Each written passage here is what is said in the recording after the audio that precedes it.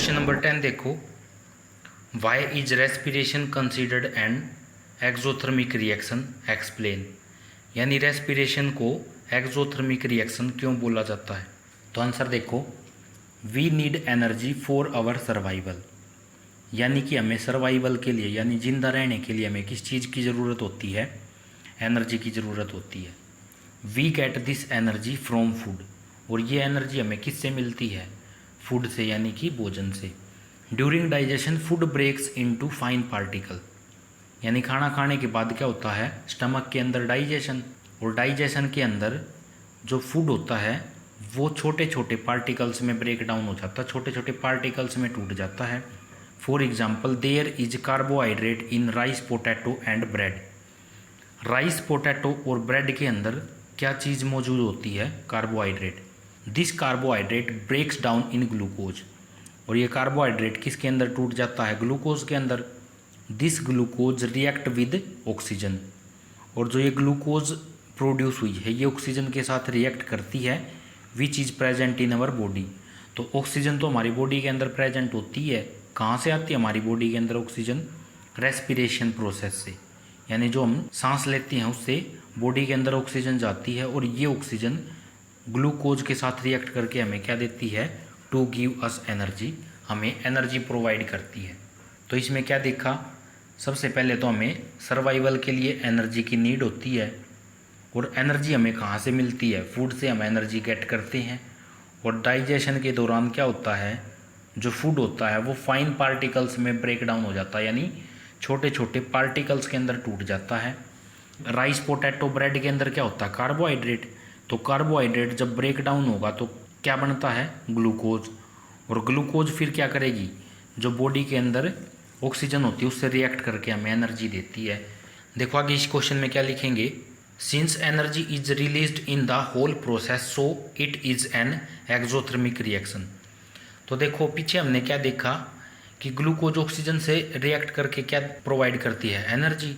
तो इस पूरी की पूरी प्रोसेस के अंदर एनर्जी रिलीज होती है ऑक्सीजन और ग्लूकोज के कंबाइन होने से। तो इसलिए हम इसको क्या बोल देते हैं, ये कैसी रिएक्शन है, एक्सोथर्मिक रिएक्शन। तो एग्जांपल देखो, रिएक्शन क्या बन के आएगी हमारी, C6H12O6। ये ग्लूकोज का फॉर्मूला है, इसको आप याद कर लेना, क्या, C6H12O6।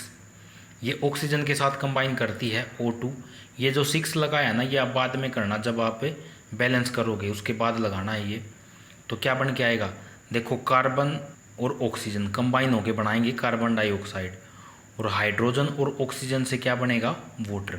तो देखो जब हम सांस लेते हैं तो क्या होता है, अंदर ग्लूकोज होती है, वो रिएक्ट करके CO2 प्रोड्यूस करती है, और साथ के साथ क्या मिलती है हमें, एनर्जी।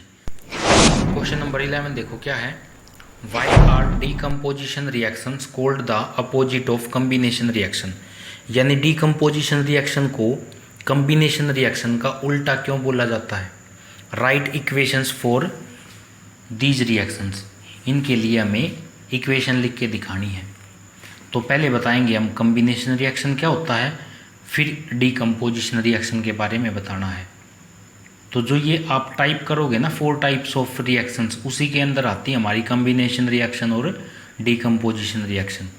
तो क्या लिखेंगे आंसर में, in a combination reaction we get single substance due to combination of 2 और मोर सब्सटेंसेस।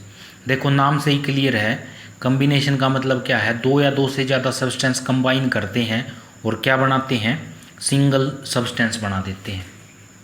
अब आगे है डीकम्पोजिशन रिएक्शन में इसका उल्टा हो जाएगा, क्या है, decomposition reaction is opposite to the combination reaction.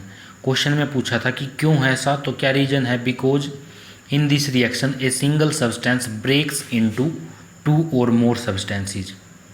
उसमें तो क्या होता था, 2 या 2 से ज़्यादा सब्सटेंस कंबाइन करते थे तब हमारा सिंगल सब्सटेंस बनता था। इसके अंदर जो सिंगल सब्सटेंस होता है वो टूट करके 2 या 2 से ज़्यादा सब्सटेंस बनाता है।